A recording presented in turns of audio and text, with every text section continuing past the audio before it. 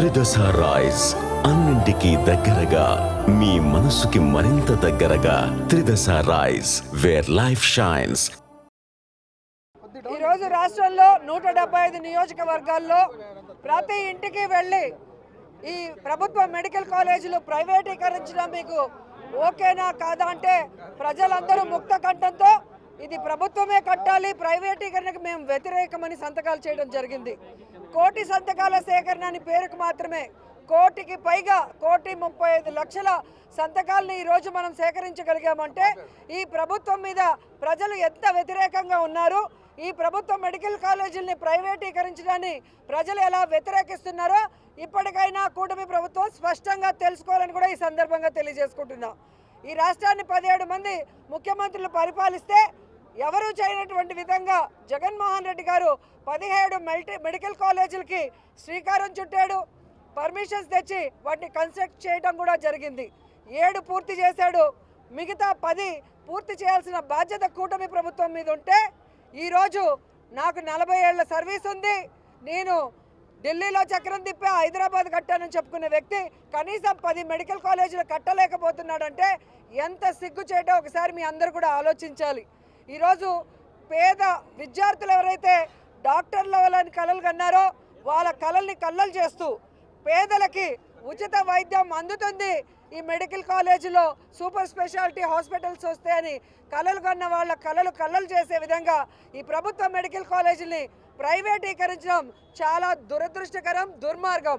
ఎందుకంటే చంద్రబాబు నాయుడు ఇప్పటికి 4 సార్లు ముఖ్యమంత్రి అయ్యాడు, కానీ ఒక్క మెడికల్ కాలేజ్ అయినా కట్టాడా? రాష్ట్రంలో కట్టలేదు, కనీసం కుప్పల్లో కూడా కట్టలేకపోయాడు.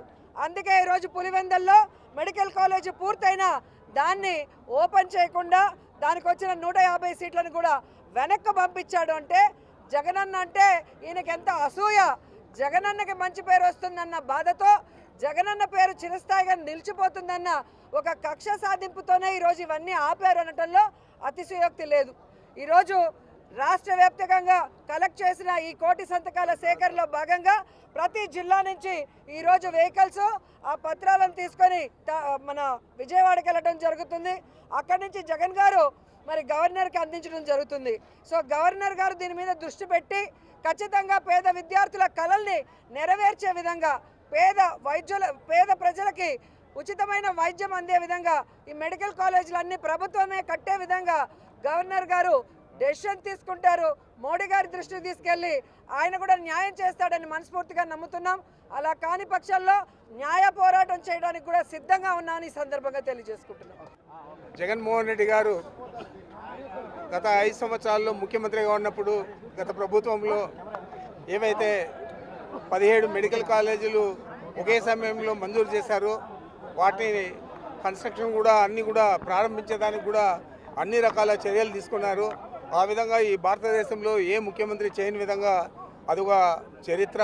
అదేవిధంగా ఈ మెడికల్ కాలేజీలను ప్రైవేటీకరణ చేయాలనే దురుద్దేశం చంద్రబాబుకు ఏ విధంగా ఉందో దాని మీద ఉద్యమించే మన రాష్ట్ర ప్రజల్ని కూడా చరిత్ర ఇంకొక చరిత్ర అని చెప్పి నేను తెలియజేస్తున్నాను.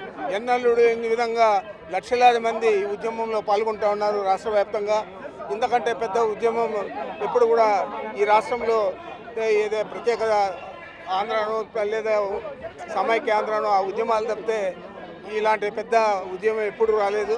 ఇది తప్పనిసరిగా చంద్రబాబు నాయుడు ప్రభుత్వానికి తొలిమెట్టు పడిపోయేదానికి తప్పనిసరిగా అత్యంత ఘోరంగా చంద్రబాబు నాయుడు రాబోయే సార్వత్రిక ఎన్నికల్లో పరాజయం చెందుతాడని నేను భావిస్తూ ఉన్నాను.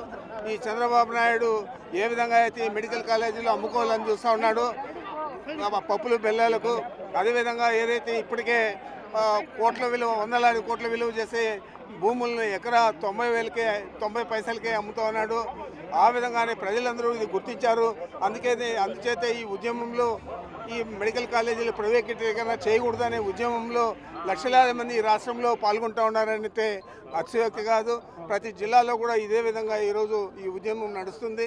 ఇదొక చరిత్ర అని చెప్పి ఏదైతే జగన్మోహన్ రెడ్డి గారు 17 మెడికల్ కాలేజీలు ఏకకాలంలో మంజూరు చేసి చరిత్ర సృష్టించాడో అదేవిధంగా ఈ ఉద్యమం కూడా ప్రైవేటీకరణకు వ్యతిరేకంగా ఉద్యమం కూడా ఇది ఒక చరిత్ర అని చెప్పి మీకు మనం చేస్తా ఉన్నాను.